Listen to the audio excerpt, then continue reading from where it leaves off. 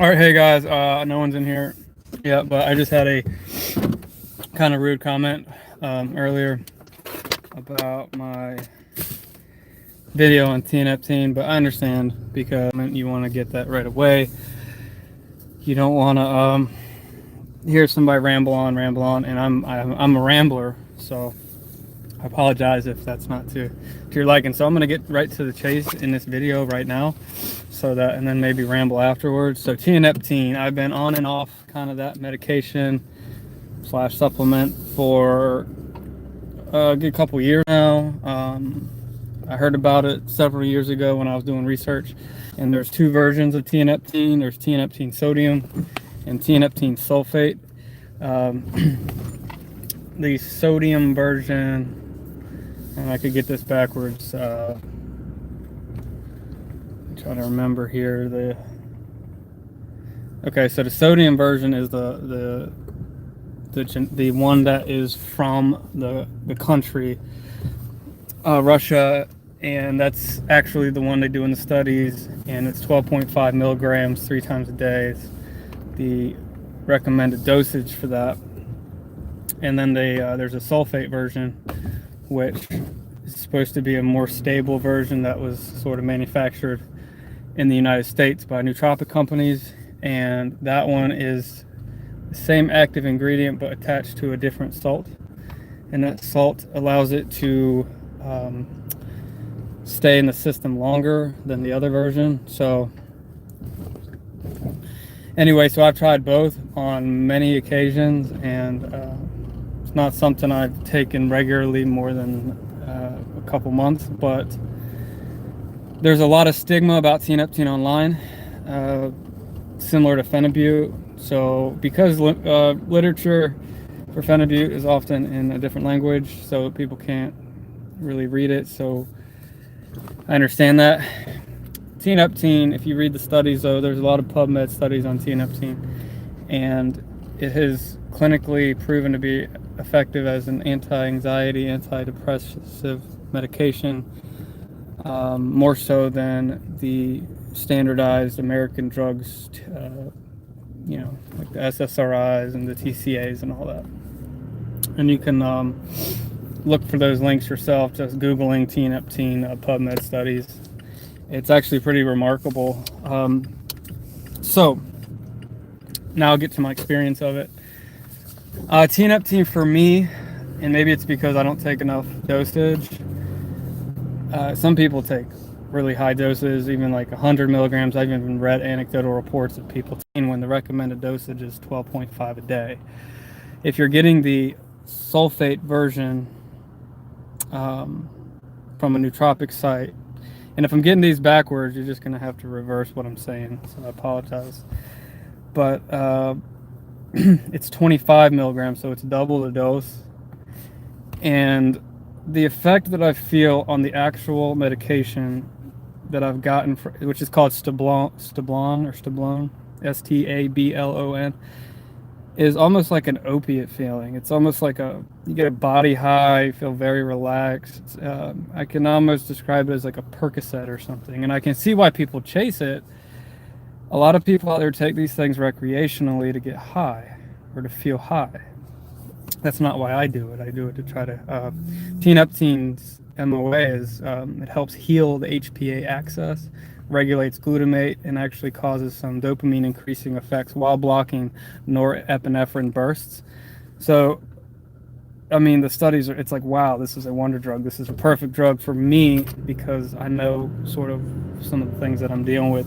It also is studied for ADHD, and it found that it does 25%, which may not be extremely significant, but it can work as an adjunctive. Sorry, I just got disconnected, but oh shoot. It's kind of an all-around thing. Maybe I'm going in and out of coverage. Oh, turn. Okay, but yeah, I don't like the high. I don't like to chase the high, but it's a transient effect of the high, like feeling. Oh my gosh, sorry. So I didn't really like that feeling. So I switched to the other one, which is more stable and it lasts longer, because the half-life of the other Tianeptine is very low. It's very short, and the other half-life is 2 to 3 times longer. So it can stay in your system for 4 to 5 hours. The effects. So I even take half of the recommended dose, actually even a third. But I know, and this is the main conclusion of the video for that guy who commented to my video, is as far as depression goes, Tianeptine can very quickly stop depression, like depressive-like symptoms. I felt so depressed, suicidal, and got on Tianeptine, and it completely took that away. It didn't help me a lot with anxiety, but it did help a little bit. Tianeptine, I did been going in and out of depressive episodes, and I'll pop some, and then I'll sort of just naturally come out of it. There's no side effects. I don't feel any side effects from it at all. Just all of a sudden feel like I'm not really feeling depressed anymore. So, you know, but I still have my brain fog, anxiety, and stuff like that. But it helps you to kind of not really care about the brain fog and stuff as much, which is a very good thing, you know. So yeah, so that's my report on Tianeptine, my flag football game. I tried to do a live video earlier, but kept getting disconnected. Okay, well, I out of here. Go home and get ready. I might go out to dinner tonight. So, who's in the room, by the way? I see there's a couple people in there. Oh, John. Hey, what's up, man? Yeah, John, I was making a video earlier. I had a few people in here and I kept getting disconnected, but I wanted to shoot a video on Tianeptine because this one guy kind of left a comment. He said it sounded like I was on amphetamines, which is kind of funny because they're telling me to take them, you know, and I don't take them. Because I guess because I ramble, and it was a video that was supposed to be about Tianeptine, and it probably took about 20 minutes for them to get to it. So I understood his concern. Oh, so I just want to make a video so people can get that information out there. All right, well, guys, if you don't have any questions, I'm gonna head out and post this up out there. Anyway, I appreciate y'all watching and subscribing. I'm really trying to get to 1,000 subscribers soon. I wanted to give a shout out to another amazing guy who does videos. His are way better than mine, and he's overcome anxiety without medication, and his name is Wonder Bro. He's got hundreds of videos, and he even does personalized plans for people. But and that's what my video earlier was about, was acceptance, and I'll just briefly touch base on that.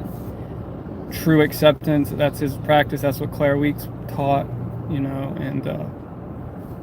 and I realize that's my number one problem, and why that I can't fully recover is because I don't accept. And true acceptance is when you actually don't even care that you're sick. You don't even care that you feel unwell. You don't care at all. You just accept it. And I watched a video of his earlier. It was really cool because it just, I mean, it reiterates what I already know. But if you're asking questions like, you know, when am I going to get back?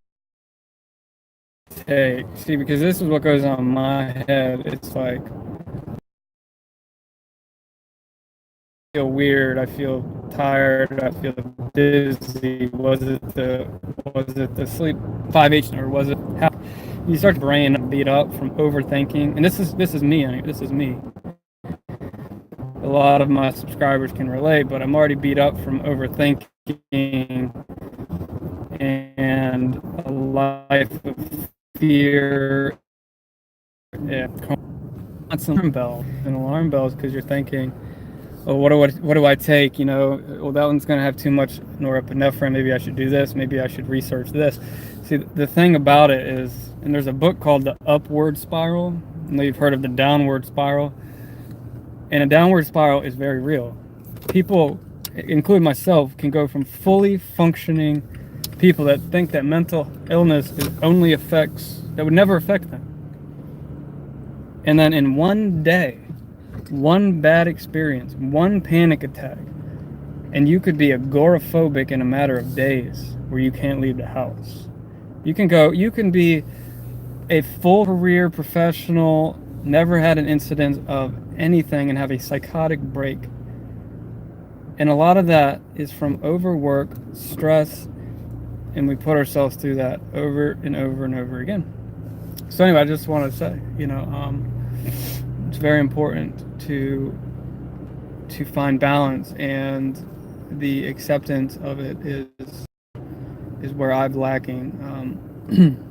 And that goes for chronic pain too. That goes for a myriad of issues, is this idea of true acceptance, because my brain's already so battered. Oh, and sorry, I got off track. So the upward spiral teaches the same thing. You can go up just as fast as you went down. And that happened to me. As soon as I start to feel a little bit better, I feel like, okay, now I'm making progress. And as soon as that happens, bam, I'm just doing things I didn't think I would do. I forget about being mentally ill. I forget that I have anxiety. I forget that I have depression. And all of a sudden I'm out doing stuff. And as I'm doing stuff, I'm gaining more and more confidence. It's reinforcing to my brain that life is not a danger. And that's how quickly you can get back into the world, through acceptance. And unfortunately for me, whether it's ADHD causing this, whatever the drive in me is, I have a tendency to overdo. As soon as I start to feel a little bit better, I want to conquer the world. I want to take advantage of all the things I couldn't do while I was sick or while I was out. And unfortunately, within 2 weeks, and I've seen this just recently, I completely slide back down. And then once again, I start repeating the same things that caused it in the first place. I start saying, well, oh my God, what did I do? What did I do wrong? What didn't I do right? What can I do now? Instead of just saying, okay, this will pass. I just have to ride this out. I need to rest. I need to relax. I need to meditate. I need to do those things. I just don't. And eventually, my hard head, it'll get in there, and it slowly is. And one of the things I'm realizing now is being on the phone is a trigger for a lot of my stress. But, things are going well for me, for the most part, on some levels. And I truly do believe in that acceptance. That acceptance method is truly the only sustainable way to overcome almost anything in life. You could drink alcohol or smoke weed or take pills, and that's fine, and you might do well with that. But if you want to find true sustainable healing, you got to accept that it's not an easy thing to do. I don't do it. I haven't conquered it, but I have made leaps and bounds. By the way, this is my new business card. It's my new logo. So, you should go download Map Trek. Anyway, all right. Well, God bless you guys. I'm gonna work on acceptance. Go watch Wonder Bro. He's amazing. And there's a book called The Upward Spiral that's also amazing. There's another book called How to Be Miserable that I'm listening to now, which is really good. I've found that books have helped me in a lot of incidences more than medication in the past. And I say that as I'm literally about to take medication, my Lamictal right now. So, but sometimes that can help too, be a bridge, right? All right, well, I'll talk to you all later. Sorry, someone just joined up, but anyway, thanks a lot.